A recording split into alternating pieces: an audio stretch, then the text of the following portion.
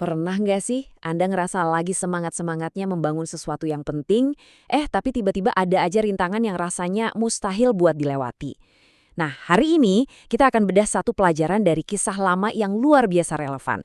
Judulnya, Bila Tuhan di Pihak Kita, tentang gimana iman dan tindakan bisa mengubah segalanya. Oke, kita mulai dari bagian paling serunya ya, langsung dari momen kemenangan.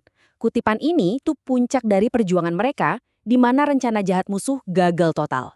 Ini kan langsung bikin penasaran ya, gimana ceritanya mereka bisa sampai di titik kemenangan ini? Yuk kita mundur sedikit dan telusuri perjalanannya. Jadi semuanya itu berawal dari sini. Dari sebuah tantangan besar yang harus mereka hadapi, yaitu sebuah tembok yang runtuh. Biar kita paham konteks ceritanya, jadi gini, di bawah pimpinan Nehemia, orang-orang Israel punya satu misi yang, penting banget. Membangun lagi tembok Yerusalem yang hancur. Ini bukan sekedar proyek konstruksi biasa loh. Ini tuh soal memulihkan harapan dan rasa aman. Tapi ya gitu deh, baru aja batu pertama diletakkan, langsung muncul perlawanan keras dari musuh yang niat banget mau menggagalkan mereka. Nah, pas diancam kayak gitu, apa respon mereka? Bagian ini membahas langkah mereka selanjutnya. Karena ternyata mereka nggak tinggal diam.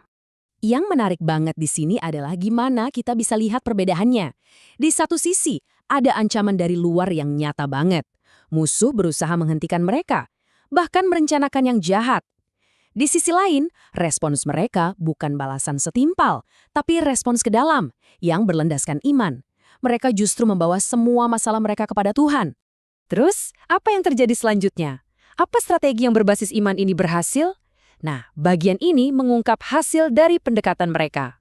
Dan inilah jawabannya. Doa dan iman mereka membuahkan hasil yang luar biasa. Terjadi sebuah intervensi ilahi, rencana jahat yang sudah disusun rapi untuk menghancurkan mereka, akhirnya gagal total. Ini jadi titik balik dalam cerita mereka.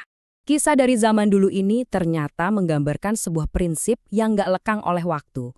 Jadi yuk kita coba lihat gimana sih pelajaran dari pembangunan tembok Yerusalem ini bisa kita terapkan dalam kehidupan kita sehari-hari. Sekarang kita coba refleksikan ke diri kita sendiri. Kira-kira musuh di zaman Nehemia itu wujudnya seperti apa ya di abad ke-21 ini? Tembok apa aja sih yang perlu kita bangun dalam hidup kita? Musuh zaman sekarang itu bisa terasa sama menakutkannya loh. Mungkin mereka nggak bawa pedang, tapi dampaknya nyata. Bisa dalam bentuk fitnah yang merusak reputasi, kesusahan hidup, ancaman, atau bahkan rencana jahat yang sengaja dibuat orang lain buat kita. Nah, ini yang paling penting dari pembahasan kita. Gimana kita bisa menerapkan model Nehemia ini dalam hidup kita waktu menghadapi tantangan-tantangan tadi? Ternyata, ada kerangka yang bisa kita ikuti. Jadi, ada rencana aksi 4 langkah yang bisa kita ambil yang terinspirasi dari kisah ini. Pertama, bergantung penuh sama Tuhan. Serahin semuanya. Kedua, sampaikan masalahmu. Jangan dipendam sendiri. Ketiga, tetap lakukan bagianmu sebaik-baiknya. Usaha maksimal. Dan yang terakhir, keempat, tunggu solusi darinya. Intinya ada 2 elemen kunci, iman total dan tanggung jawab pribadi. Dan ini nih inti pesannya, sebuah harapan besar. Kita bisa percaya bahwa situasi negatif sekalipun dapat diubah menjadi hasil yang positif. Ini bukan berarti kita mengabaikan masalah ya, tapi kita percaya pada kekuatan yang lebih besar untuk mengubahnya. Oke, kita tutup dengan satu pemikiran terakhir. Sebuah pertanyaan yang mungkin bisa Anda bawa hari ini. Ketika Anda menghadapi tembok yang runtuh dalam hidup Anda, ke arah mana Anda akan berpaling? Terima kasih sudah menyimak.